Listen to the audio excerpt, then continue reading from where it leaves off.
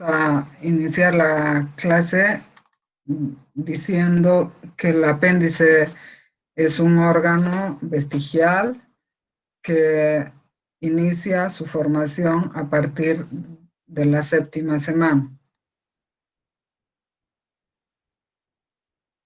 Forma parte del ciego distal embrionario y su embriogénesis empieza a partir del vértice del ciego. Al nacer, el apéndice tiene un diámetro que es 4.5 veces menor que el colon, y en el adulto este diámetro es aún más reducido y representa 8.5 veces menos. A partir del 7º mes de gestación hasta la pubertad, el apéndice contiene gran cantidad de tejido linfático que conforme pasan los años, va reduciendo hasta su atrofia en la tercera edad. En la etapa embrionaria es un órgano funcional, altamente desarrollado y con gran contenido de tejido linfoide, sobre todo linfocitos tipo B. Y en el anciano su luz queda obliterada. Dentro de las anomalías que podemos mencionar en el apéndice tenemos la ausencia del apéndice, o sea, una falta de formación a partir de la 8ª semana, la ectopía apendicular, la transposición visceral presentándose el apéndice en el lado izquierdo, o algo más raro que es la duplicación del apéndice. Tiene una longitud que varía entre 9 a 14 centímetros y se localiza entre medio centímetro hasta 2 centímetros a un extremo del hilo. Su composición de la pared apendicular está dada por una capa serosa, una muscular que tiene 2 capas, una longitudinal y una circular, la capa submucosa rica en tejido linfoide y la mucosa. La irrigación del apéndice está dada por la arteria apendicular, que es rama de la arteria ileocólica, que a su vez proviene de la mesentérica superior y su tronco está en la arteria aorta. La inervación, tanto simpática como parasimpática, está dada por los ganglios mesentéricos superiores, por el nervio vago, y a nivel de dolor, la inervación sensorial dada por la 8ª raíz torácica y en algunos casos hasta la 10ª y 11ª. El apéndice es un órgano que tiene varias posiciones anatómicas y estas se dan porque el ciego es un órgano constante en relación al apéndice y sobre todo hacia la punta, ¿no? La base fija y la punta es la que cambia de posición, siendo la posición retrocecal la más frecuente. Representa alrededor del 65% de las posiciones diversas que tiene el apéndice. Las otras posiciones son la pelviana, con un 31%, y un 4% para las posiciones paracólica, posileal y promontórica. Vamos a referirnos a algunas patologías como son las patologías benignas y malignas. Entre la patología benigna, la más frecuente es la apendicitis aguda. Y aunque en poca proporción, también el apéndice es un órgano que presenta tumores. ¿De dónde viene el término de apendicitis aguda, ¿no? De la inflamación de este órgano. Es un cuadro agudo porque se presenta en pocas horas, es de evolución tórpida y debe actuarse antes de que se presenten las complicaciones. ¿Cuál es la etiología de la apendicitis? Generalmente es obstructiva. La obstrucción de la luz apendicular puede darse por un fecalito, por una hiperplasia importante del tejido linfoide, algunos parásitos y con menor frecuencia los tumores. Como dijimos, más o menos el 85% es de etiología obstructiva, que puede ser por fecalitos, que es lo más frecuente, en nuestro medio todavía en niños se ven los parásitos, cuerpos extraños afortunadamente es una proporción menor y la hiperplasia de tejido linfoide que se presenta sobre todo en la pubertad. El cuadro clínico más importante de la apendicitis aguda está dado por el dolor abdominal, síntomas vagos como la náusea, vómito y anorexia. El dolor abdominal tiene una característica importante conocida como la triada migratoria de Kocher y se caracteriza por un inicio en epigastrio que se acentúa a nivel periumbilical y en horas va a migrar hacia la fosa ilíaca derecha. Como decíamos, los tumores en el apéndice son raros, generalmente se diagnostican en el transoperatorio o por patología después de la cirugía y no superan el 1.5% de las apendicectomías. Pueden haber tumores benignos y malignos y constituyen menos del 0.5% de las neoplasias del tracto gastrointestinal. En el apéndice secal, el tumor carcinoide es el más frecuente, llega hasta un 85%, con menor frecuencia el adenocarcinoma y el cistadenocarcinoma. Y dentro de los tumores benignos, los mucoceles o cistadenomas mucinosos, los liomiomas y los linfomas en menor porcentaje. El tratamiento de esta patología es eminentemente quirúrgico.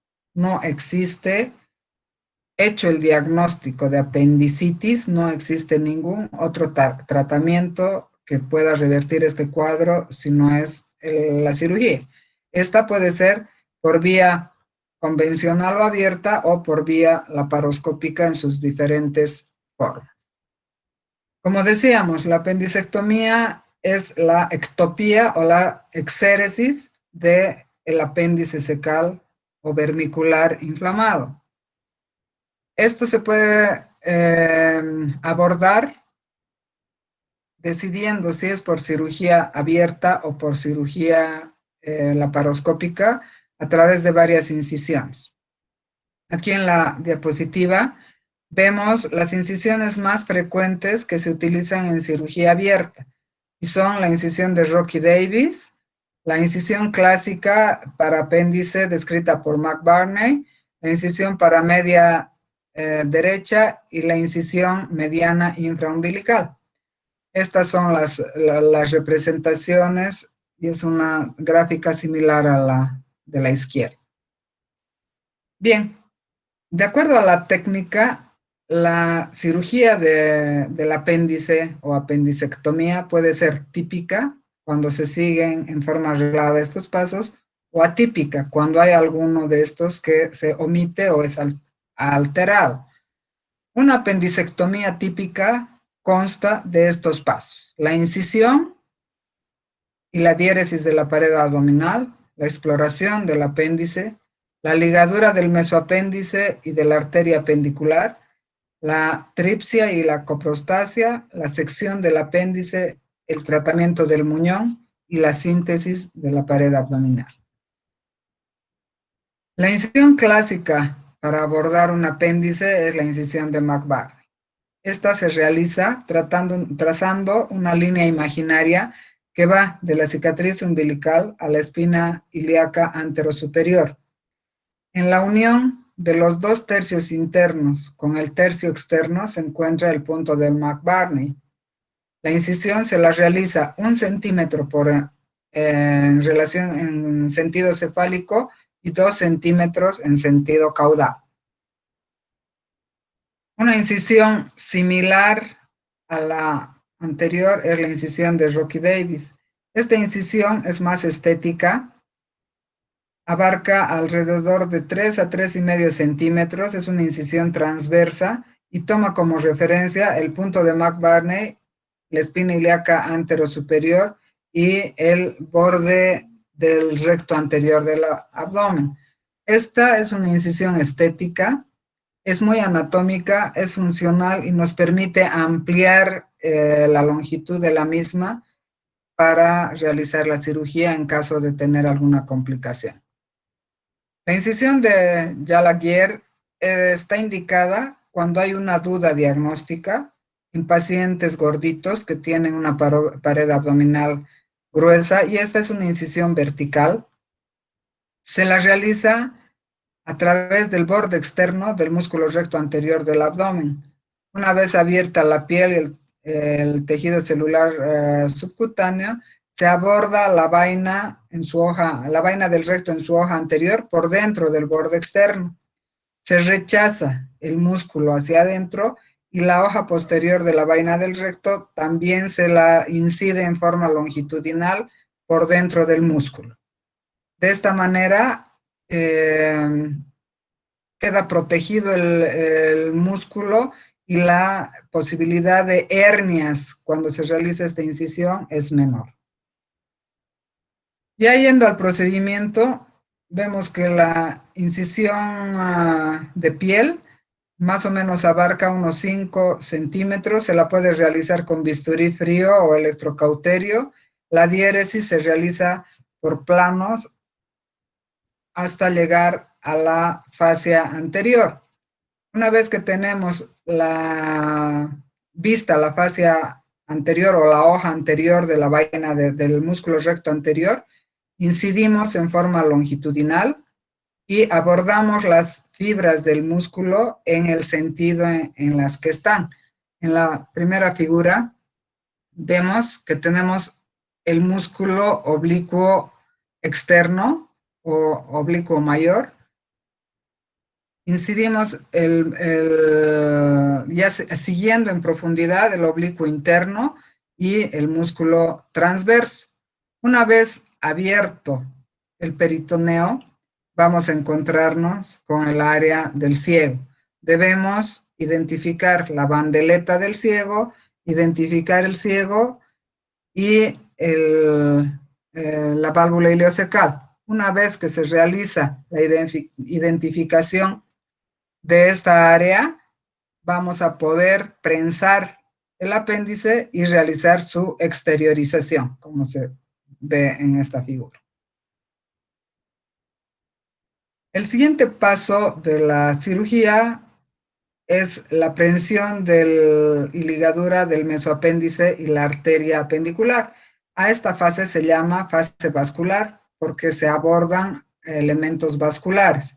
Entonces, una vez que se ha prensado el apéndice, se empieza a hacer la disección de su meso hasta encontrar en la parte cercana a su base la arteria ileocecal.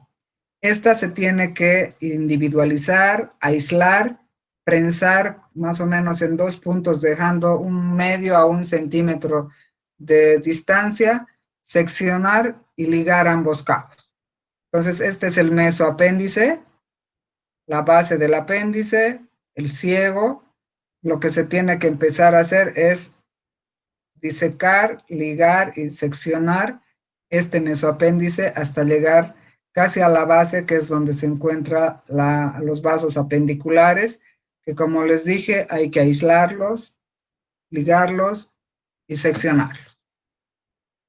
Posteriormente, se continúa con la fase digestiva de la cirugía, que se llama así porque ya es en sí el órgano apendicular al que vamos a tratar.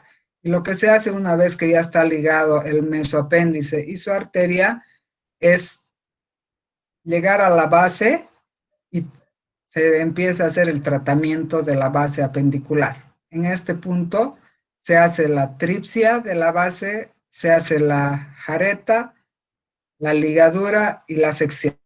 Aquí adelante vamos a ver. Entonces, se utilizan estas pinzas fuertes, que son las pinzas de Crail, para realizar la coprostasis, que se realiza en la base. La coprostasis quiere decir la prensión y el aplastamiento prácticamente del contenido fecal que pudiera haber en la luz de la base apendicular, ¿no? Entonces, esto se hace a través de la forcipresión, y una vez que se tenga prensada la base, se procede a su ligadura.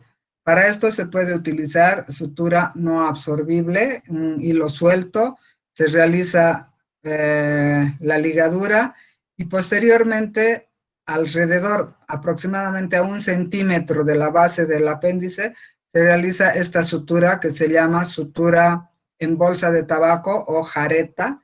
Esta se realiza con sutura absorbible, en este caso hemos utilizado el Vicryl 3 ceros. Y posteriormente, ya que está ligada a la base y realizada la jareta, se procede a realizar la ectomía del apéndice. Esta puede ser con bisturí frío o electrobisturí. En algunas escuelas todavía se utilizan sustancias iodadas para hacer una especie de asepsia en la base, en el muñón apendicular, pero este no está recomendado. Bien, el siguiente paso es el manejo del muñón apendicular. El manejo del muñón apendicular puede ser invaginando el muñón que queda o sin invaginación. Cuando se decide manejar el muñón sin invaginación es cuando tenemos apéndices normales de un diámetro delgado, con una base libre y sin ninguna alteración estructural. Puede ser ya utilizada esta técnica en pacientes adultos, ahorra algunos minutos. Se dice que el hilio posoperatorio es menor porque el trauma quirúrgico es menor. Su técnica es simple porque solamente se hace una ligadura y el nombre que recibe esta técnica es la técnica de Puché. Entonces, la técnica de Puché es esta. Prensa la base, o sea, se hace la coprostasis, se liga la base y se secciona unos 3 a 5 milímetros por encima de la ligadura. Esta técnica es la que se utiliza en la cirugía laparoscópica. Cuando decidimos realizar el manejo del muñón apendicular invaginándolo, es cuando tenemos la base apendicular friable, bases apendiculares que ya tienen mucho tiempo de evolución en cuadros complicados como el flemón, o ya hay gangrena apendicular o el apéndice en su base ya tiene una perforación. Generalmente la técnica con invaginación en cualquiera de sus modalidades se debe utilizar en niños. La técnica con invaginación clásica en una apendicectomía típica se llama técnica de Halsted. Esta consta de una jareta seromuscular, o sea, los primeros pasos son los mismos, el manejo del mesoapéndice, la ligadura de la arteria apendicular, y cuando ya tenemos el apéndice libre, procedemos a lo que es la técnica de Halsted. Entonces, lo primero que se realiza es una jareta seromuscular, la aprehensión de la base, la ligadura, la sección de la base y ayudados con una pinza de forcipresión, realizamos la invaginación de esta base y la invaginamos ayudados o jalando la jareta para que la base quede enterrada a nivel del ciego. Otra variedad de manejo del muñón con invaginación es la técnica de Zuckerman, también llamada o conocida como la Z de Zuckerman. ¿Por qué? Porque la invaginación se la hace realizando un punto en Z, tomando un borde y en el mismo lado, más o menos a 1,5 centímetros, extrayendo la aguja, y en el otro extremo, en sentido inverso, otro punto de la misma característica, de tal manera de que cuando estos dos extremos de los hilos se unan, queda invaginada a base con un punto en Z. Otra técnica de invaginación es la técnica de Parker-Kerr. Esta prácticamente no es una invaginación, porque en estos casos se elige hacer esta técnica cuando la base del apéndice es muy amplia. Son bases mayores a 1.5 centímetros. Cuando el muñón queda muy grueso, cuando esta base queda muy amplia y una ligadura no va a ser un factor de seguridad para evitar las complicaciones. Entonces, ¿qué es lo que se hace? Se decide suturar todo lo que es la base apendicular de esta manera, con puntos intestinales invaginantes, de tal manera de que no haya un amarre, un nudo aquí, sino una serie de puntos que evitan que esto, por decirlo así, se frunza y cuando el tejido desinflame pueda haber por acá una fístula o una filtración.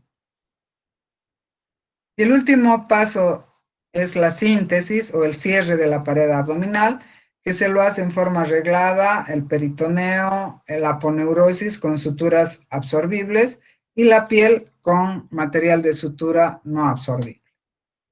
A partir de 1983 se empieza la cirugía laparoscópica del apéndice con su promotor que fue el doctor Kurt Sem en Alemania. ¿Cuál es la diferencia de realizar una cirugía abierta y una cirugía laparoscópica? Solamente la diferencia radica en el abordaje. Toda la técnica, una vez ingresada a la cavidad abdominal, es la misma. En la cirugía laparoscópica, el paciente se lo tiene en una posición de decúbito supino. Los pies pueden ir, los miembros pélvicos, más bien dicho, pueden ir separados o juntos. Los brazos van pegados al cuerpo y la posición de los médicos va a ir girando hacia la parte inferior, hacia los pies, para tener buen abordaje de la cavidad abdominal en la parte inferior.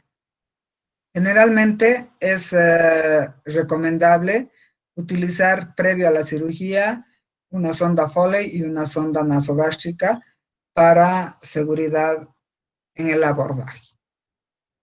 Dentro de la técnica tenemos que guardar ciertas indicaciones como la posición anti-tren, o sea, con la cabeza más baja que los pies y con cierta inclinación hacia el lado izquierdo.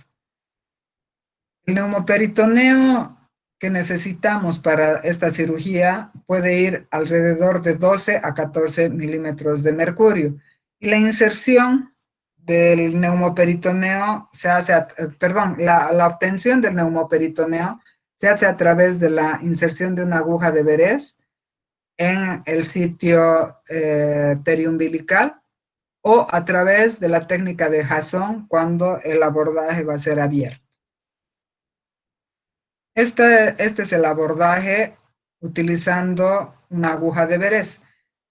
Se realiza la primera incisión en la región umbilical, ayudado de dos pinzas de campo. Uno jala en dirección hacia el techo del quirófano, ambos lados de la incisión, para separar la pared abdominal de los órganos internos, y a través de esta incisión introduce la aguja. Una vez que la aguja ha ingresado a la cavidad abdominal, se conecta con los cables que nos van a proveer del dióxido de carbono hasta obtener un neumoperitoneo como el que hemos mencionado, alrededor de 12 o 14 milímetros, y posteriormente se introduce el primer trocar o trocar que va a servirnos para la óptica, que puede ser de 10 o de 12 milímetros.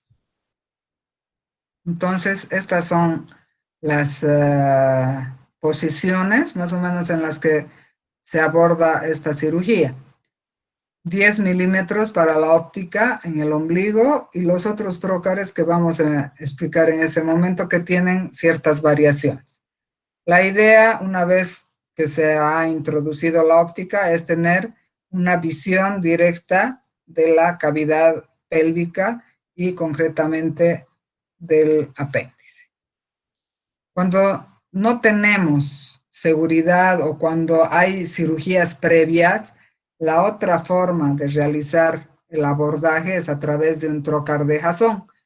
Esta técnica se llama también técnica abierta, porque ya no solamente se hace la incisión de la piel, sino que se aborda toda la fascia hasta ingresar a la cavidad abdominal. Se introduce el trocar y se realiza una jareta de fijación alrededor de este. Las variaciones en la colocación de los trócares son muchas, ¿no? Tenemos el primer trócar, como ya dijimos, en la región periumbilical o transumbilical. Se tiene un segundo trócar que también puede ser de 10 o de 12 milímetros a nivel de la fosa ilíaca izquierda y un tercer trócar de 5 milímetros en la región suprapúbica o en la fosa ilíaca derecha. Las alternativas pueden ir ambos trócares, el segundo y el tercero en fosa ilíaca izquierda y en región suprapúbica, el segundo en la fosa ilíaca izquierda, los dos trócares, o sea, el segundo y el tercero a nivel suprapúbico, y en pacientes obesos, un trócar adicional como retractor que se lo coloca en el hipocondrio derecho. Esta es la triangulación que debemos obtener. Esa es la característica que debemos cuidar en la separación de los trócares. La óptica en la región umbilical, esta puede ser de 10 milímetros o de 5 milímetros de acuerdo al instrumental con el que vayamos a trabajar. Y el segundo trócar en fosa ilíaca izquierda y en región suprapúbica el tercer trócar. Una vez abordada la cavidad abdominal, nos corresponde realizar la exposición tanto del apéndice como su meso. Esto se logra despegando el epiplón, las asas ileales, cuando los procesos ya están complicados. Una vez que se separa todo esto, tenemos una visualización completa de lo que es el apéndice y procedemos al manejo del mesoapéndice y a la sección de los vasos apendiculares. La prensión del apéndice se la va a realizar de tres maneras, ¿no? En esta figura podemos ver que con una pinza de prensión se toma la base y, el vértice y de acuerdo al instrumento con el que vayamos a hacer la prensión de la base apendicular, vamos a realizar la separación completa del meso, como les muestro aquí, ¿no? Entonces, en este caso, por ejemplo, estamos utilizando un endoloop, que es una asa de material de sutura absorbible que se atraviesa hasta la base del apéndice y con este cobertor se presiona hasta ocluir completamente la luz. Las otras formas de realizar la ligadura de la base son con una sutura simple reabsorbible, con nudo intracorpóreo o extracorpóreo, la aplicación de endoclips o en casos de inflamación aguda, muy severa y bases muy anchas, se puede utilizar una engrapadora mecánica. La sección del apéndice, en este caso, por ejemplo, como ustedes ven, se ha utilizado endoclips y una vez que se han dejado los endoclips en el lugar adecuado, se procede a la sección con tijera normal. No se utiliza cuando se colocan clips en forma proximal y distal, está proscrito el uso de cauterio porque vamos a ocasionar un paso del calor hacia estos clips y posteriormente puede haber necrosis en la base del ciego. En este caso, por ejemplo, no se han utilizado clips, se ha utilizado solamente material de sutura. Como dijimos antes, la técnica laparoscópica no invagina la base apendicular. Por tanto, una vez realizada la ligadura, se deja aproximadamente medio a 1 centímetro del muñón apendicular externo, sin necesidad de invaginar. Y el retiro del apéndice, que se realiza ayudados de una bolsa, se tiene que poner en la posición los trócares, el que está agarrando el vértice apendicular y la bolsa, y se introduce a través de la luz de la bolsa. Posteriormente, si hay necesidad, no es una regla, se realiza el lavado de la cavidad. ¿Qué zonas se deben lavar? El fondo de saco de Douglas o el espacio parietocólico derecho y la región subhepática. ¿Qué ventajas tenemos con la cirugía laparoscópica? Como en todo lo que es la cirugía mínimamente invasiva, sobre todo en pacientes obesos, en embarazos ectópicos o en casos de peritonitis, las infecciones de la pared abdominal que en la cirugía convencional tienen una tasa importante, en la cirugía laparoscópica son menores. Estéticamente el resultado es menor, el dolor tiene una menor intensidad. En cuanto a la tasa de abscesos, se ha comprobado que en ambos tipos de abordaje la tasa de abscesos es la misma. La estancia hospitalaria es menor en la cirugía laparoscópica, en muchos casos solamente se hace cirugía ambulatoria, en el día el paciente se opera y se va. Por tanto, su regreso al trabajo es más rápido. En cuanto a la parte técnica, podemos visualizar adecuadamente todos los órganos intraabdominales y la seguridad que se tiene en relación a la cirugía abierta es la misma. Como todo procedimiento quirúrgico, tiene sus complicaciones. En la cirugía laparoscópica, las complicaciones propias son por la instalación del neumoperitoneo y por algún margen de error o una mala introducción de los trócares. ¿Qué complicaciones? Las complicaciones inmediatas son el hilio posoperatorio, puede haber hemorragias y evisceraciones en casos de cirugía abierta. Al segundo día, lo que nos tiene que llamar la atención y tenemos que prevenir son las complicaciones respiratorias, sobre todo la atelectasia. A partir del tercer día ya podemos encontrar dehiscencias o fístulas a nivel del muñón apendicular. Entre el cuarto y quinto día ya debutan las infecciones a nivel de la pared abdominal. Y al séptimo día ya se declara lo que son los abscesos intraabdominales. A partir del día 10 se pueden considerar complicaciones tardías que se refieren a las adherencias y a las bridas propias de la cirugía abierta. Se dice que una de las ventajas de la cirugía laparoscópica es que no forma o forma muy pocas bridas. Por último, las desventajas de la cirugía laparoscópica, ¿no? La cirugía laparoscópica tiene un elevado costo. El instrumental, actualmente ya hay instrumental que se puede reusar, pero la mayor parte del instrumental de la cirugía laparoscópica es desechable. La curva de aprendizaje es mayor que en una cirugía abierta. El tiempo quirúrgico hasta que no se adquiera adiestramiento es mucho mayor que en la cirugía abierta, y los abscesos intraabdominales en complicaciones de la apendicitis tienen una tasa mayor que en la cirugía abierta.